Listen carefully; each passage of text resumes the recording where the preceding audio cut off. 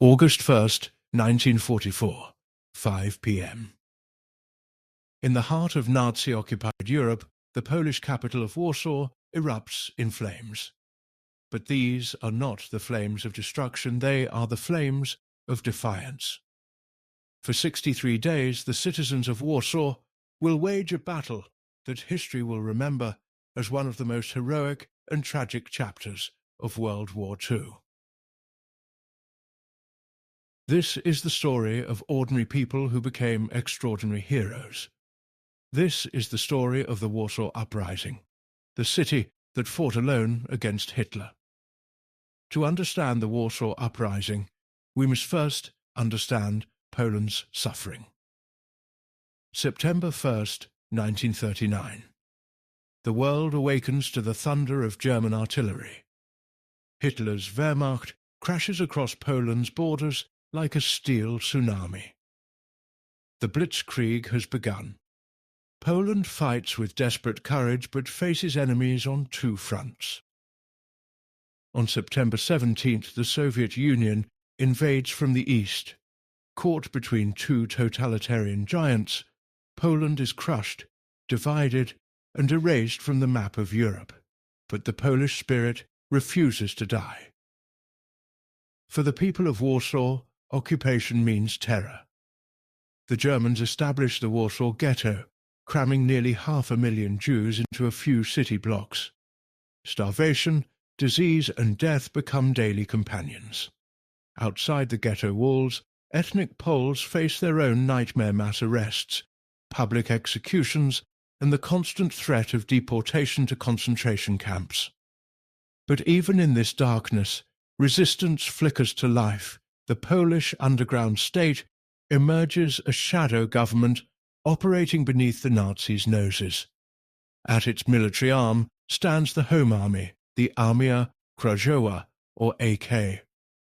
By 1944, it numbers 380,000 members, making it the largest underground resistance movement in occupied Europe. April 19th, 1943. The Warsaw Ghetto erupts in flames. After years of deportations to the Treblinka death camp, the remaining Jews of Warsaw know their fate. They choose to die fighting rather than in gas chambers. Armed with smuggled weapons, Molotov cocktails, and unbreakable will, Jewish fighters of the ZOB and ZCZW organizations engage SS troops in brutal street combat. The Germans expect to crush the uprising in 3 days. It takes them nearly a month. The Germans respond with flamethrowers, artillery, and systematic destruction. They burn the ghetto block by block, yet the fighters hold out in bunkers and sewers, refusing to surrender. The battle becomes a symbol of Jewish resistance that echoes through history. By May 16, 1943, the ghetto is destroyed. Over 13,000 Jews are killed in the fighting or burned alive. The rest are deported to death camps. But their sacrifice is not forgotten. The lesson is clear to the Polish resistance. If they must die, better to die with weapons in hand. The ghost of the ghetto uprising will haunt Warsaw's ruins and inspire what comes next. Spring 1944. The tide of war turns. On the Eastern Front, the Soviet Red Army smashes through German defences, advancing relentlessly westward. By summer, Soviet forces approach Warsaw. The liberation of Poland seems within reach. But for the Polish resistance, liberation by the Soviets presents a dilemma. Poland remembers 1939 when Stalin invaded alongside Hitler. The Poles fear trading one occupier for another. Their goal is not merely to be liberated, but to liberate themselves, to restore Polish sovereignty before the Soviets arrive. The commander of the Home Army, General Tadeusz Komorowski, faces an impossible choice. Intelligence reports suggest the Soviets are approaching. Operation Tempest, the plan to liberate Polish cities ahead of the Red Army, has been activated in other regions.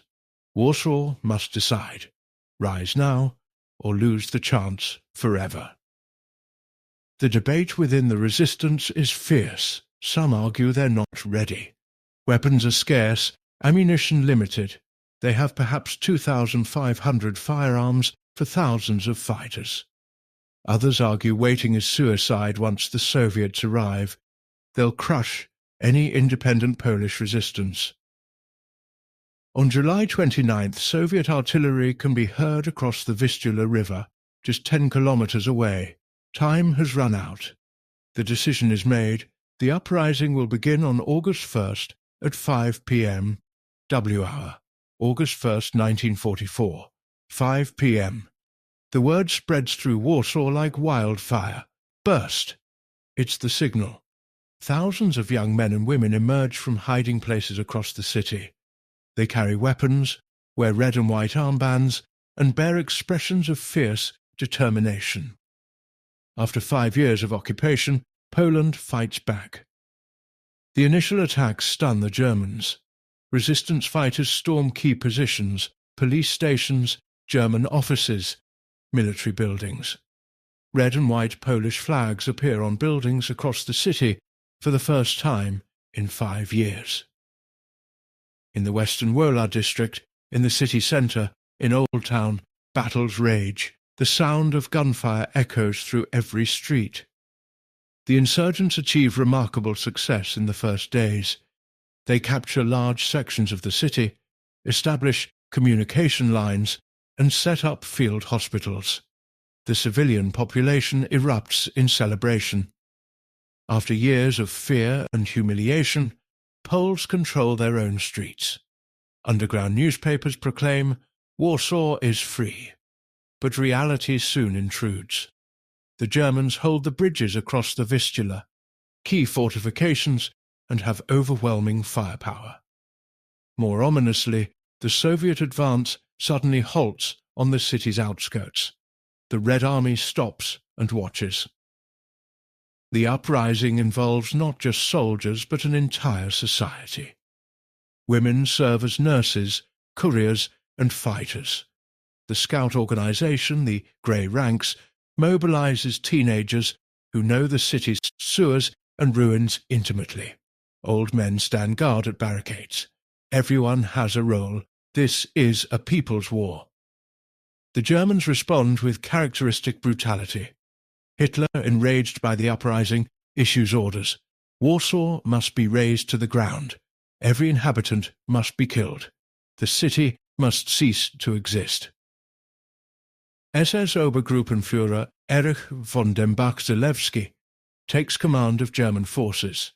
He brings reinforcements, regular Wehrmacht troops, SS units, and most terrifyingly, special units, including the Dirlewanger Brigade and Kaminsky Brigade, composed of criminals, collaborators, and sadists given license to commit atrocities. August 5th. The massacre in Wola district begins. German units go house to house, executing civilians en masse. Men, women, children, elderly, no one is spared. In hospitals, patients are murdered in their beds. Priests are shot while giving last rites. In 3 days, 40,000 to 50,000 civilians are systematically killed. It is one of the largest single massacres of the war. The insurgents fight back with everything they have. They ambush German patrols, attack with Molotov cocktails, and use the city's architecture, its cellars, courtyards, and sewers to their advantage. Snipers duel across rooftops. Hand-to-hand combat erupts in shattered apartments. Old Town becomes the focal point of fighting. Its narrow medieval streets and thick-walled buildings make it a fortress, but also a trap. The Germans surround it, pound it with artillery, and launch assault after assault. The insurgents hold each building, each street corner, losing ground metre by metre. By late August, Old Town is an inferno. Buildings collapse into mountains of rubble. The wounded overwhelm makeshift hospitals. Food and water run short, yet the fighters refuse to surrender. August 31st. Old Town falls, but thousands of fighters and civilians remain trapped. The Germans control the surface. There's only one escape route: the sewers. The evacuation through the sewers becomes an epic of suffering. Thousands descend into the darkness, fighters carrying wounded, civilians fleeing massacre, all wading through waist, deep water in pitch-black tunnels barely 3 feet high. The journey takes hours. Some drown, others suffocate from toxic fumes. The Germans, discovering the evacuation, drop grenades into manholes and pump in gas. Yet thousands make it through, emerging in the city centre district where the uprising continues. They're exhausted, filthy, traumatized, but alive, and ready to fight again. September begins with Warsaw, split into several isolated pockets of resistance. The largest is the city centre, where the insurgent headquarters operates. Here, amid the ruins, a strange semblance of normal life emerges. The insurgents create their own administration. They publish newspapers, operate a postal service with its own stamps, perform marriages, and even stage theatrical performances in cellars. The radio station Lightning broadcasts news and messages. It's a statement. We are not just fighters, we are a society, a nation. The medical situation is desperate. Hospitals operate in cellars without proper equipment, anesthesia, or supplies. Nurses perform triage under bombardment. Doctors amputate limbs without morphine. Blood donors line up daily. The wounded keep fighting men with one arm, fighters on crutches. Every person matters. The fighters are mostly young, many are teenagers. They come from all walks of life: students, workers, professionals.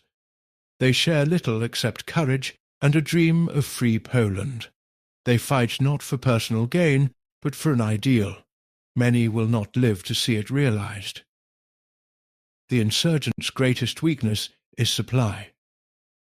Ammunition runs low, food is scarce. Weapons are desperately needed. Their only hope is aerial resupply from the Allies. Starting in mid-August, Allied planes, British RAF bombers with Polish crews, fly missions from Italy to Warsaw. It's a journey of over 1,700 kilometres, much of it over enemy territory. The losses are staggering. For every ton of supplies delivered, a plane and crew are sacrificed. The drops themselves are chaotic. Containers scatter across the city, many landing in German-held areas. The insurgents risk their lives retrieving each precious canister. Inside they find weapons, ammunition, medicine, the means to continue fighting another day. But the supplies are never enough. The insurgents need heavy weapons, anti-tank guns, ammunition by the ton. What arrives are rifles and grenades, drops in the ocean of their needs. Still, each delivery boosts morale. It reminds them they're not forgotten, not alone. The greatest betrayal is Soviet. Stalin's Red Army sits across the Vistula River, watching Warsaw burn. Soviet fighters shoot down Allied supply planes. Stalin refuses to let American planes land at Soviet airfields after dropping supplies. His message is clear.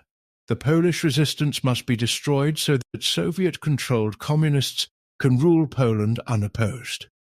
The uprising's greatest tragedy is not military. It's humanitarian. Caught between the insurgents and Germans are hundreds of thousands of civilian Varsovians. As the battle rages, civilians endure unspeakable horrors. They shelter in cellars during bombardments that last days. They face starvation as food supplies dwindle. They live without water, without sanitation, without safety. Many die in crossfire in collapsed buildings, under artillery shells never meant for them. The Germans use civilians as human shields, forcing them to march ahead of tanks. Families are separated. Children watch parents executed. The psychological trauma is incalculable. Yet amid this horror, ordinary people show extraordinary courage, sharing their last bread, sheltering strangers, maintaining human dignity in inhuman conditions. For many insurgents, the civilian suffering weighs heavily. They liberated Warsaw to save their countrymen, but have brought death and destruction instead. It's a moral agony that will haunt survivors for life. By late September, the uprising is in its death throes. The insurgents control only a few city districts, isolated from each other. German pressure is relentless. Every day brings new losses, new retreats, new graves. The Germans deploy increasingly heavy weapons. Railway guns shell the city from distant positions. Rocket artillery saturates districts with fire. Heavy tanks crush barricades. The insurgents respond with desperate ingenuity, capturing Panzerfausts, constructing flamethrowers from fire extinguishers, building armoured vehicles from scraps. September 23rd. In an act of profound courage or futility, Polish units of the Soviet-controlled First Polish Army attempt to cross the Vistula and aid the uprising. Without Soviet support, the operation is a massacre. Hundreds die in the river crossing. A few small groups reach the Chernichow district, but are quickly isolated and destroyed. Stalin has made his decision. The Warsaw Uprising will not be saved. By early October, the situation is hopeless. Ammunition is nearly exhausted.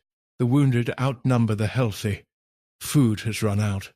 Fighters eat horses, rats, anything to survive. The civilian population faces starvation. Disease spreads in the ruins. Yet the insurgents fight on, not because they believe they can win, but because surrender feels like betrayal of those who have already died. October 2nd, 1944. After 63 days of battle, General Komorowski makes the hardest decision of his life. He orders the surrender of the Warsaw Uprising. The surrender negotiations are delicate. The Germans, acknowledging the insurgents fought as soldiers under military command, grant them combatant status under the Geneva Convention. It's a small mercy. The insurgents will be treated as prisoners of war, not partisans to be executed. October 5th. The capitulation is signed. The weapons fall silent. After 63 days, Warsaw's agony pauses, but only briefly. The fighters march into captivity, columns of ragged, wounded, but unbowed soldiers. Many are barely adults, some can hardly walk. They carry their wounded comrades. They leave behind a city of corpses and ashes. As they pass through ruined streets, civilians emerge to bid them farewell with tears, with gratitude, with flowers picked from ruins. The remaining civilian population, over 500,000 people, are expelled from Warsaw. They leave carrying what they can, abandoning homes, possessions, memories. The city empties, only the dead remain. And then Hitler's final revenge begins. With the city empty of its people, the Germans begin the systematic destruction of Warsaw. This is not collateral damage from battle, this is deliberate annihilation. Special German demolition squads move through Warsaw with flamethrowers and explosives. They target what remains historic buildings, churches, libraries, museums. The royal castle, symbol of Polish sovereignty for centuries, is blown up. The National Library's collections are burned. Priceless archives, artworks, and monuments are systematically destroyed. The operation continues for 3 months. The goal is to erase Warsaw from existence, to ensure that even if Poland survives, its capital will not. It is cultural genocide, the murder of a city's soul. The numbers are staggering, almost incomprehensible. The Warsaw Uprising cost approximately 18,000 insurgent dead and 25,000 wounded. Civilian casualties are estimated at 150,000 to 200,000 killed. In 63 days, Warsaw lost 1/4 of its population. Approximately 85% of the city's buildings were destroyed, 25 square kilometers reduced to rubble. Poland's cultural heritage suffered irreparable losses. Libraries, archives, museums, centuries of Polish civilization went up in smoke. For the insurgents who survived the POW camps, liberation brings not joy but guilt. They return to find a city of ghosts, their families dead or scattered, their sacrifice seemingly futile. The communists installed by the Soviets denounce the uprising as a reckless adventure. The survivors are not heroes, but embarrassments. Yet even in tragedy something endures. The uprising proves Polish courage and determination. It demonstrates that a occupied nation does not accept tyranny passively. It becomes a symbol of resistance that inspires freedom movements worldwide. January 17, 1945. The Soviet Red Army finally enters Warsaw. They find a dead city, a graveyard of buildings and dreams. The liberation comes 4.5 months too late. Against all logic, the Polish people rebuild. They return to the ruins, dig foundations in bomb craters, and raise new buildings from the ashes. The old town, destroyed stone by stone, is reconstructed using old paintings and photographs as guides. It becomes a UNESCO World Heritage Site, honoured not for its age, but for its resurrection. The reconstruction of Warsaw becomes a symbol. Just as the city refused to die, so too did the Polish nation. Through 4 decades of communist rule, through the Solidarity movement, through to the fall of communism in 1989, the memory of the Warsaw Uprising sustained the Polish spirit. Today Warsaw stands as a modern, vibrant capital. But throughout the city, plaques mark where insurgents fell. Every August 1st, at 5 p.m. W hour, the entire city stops. Sirens wail, traffic halts, people freeze in the streets. For 1 minute, Warsaw remembers. The Warsaw Uprising failed in its immediate objectives. The city was not liberated. Poland was not saved from Soviet domination. The sacrifice seemed, in tactical terms, futile.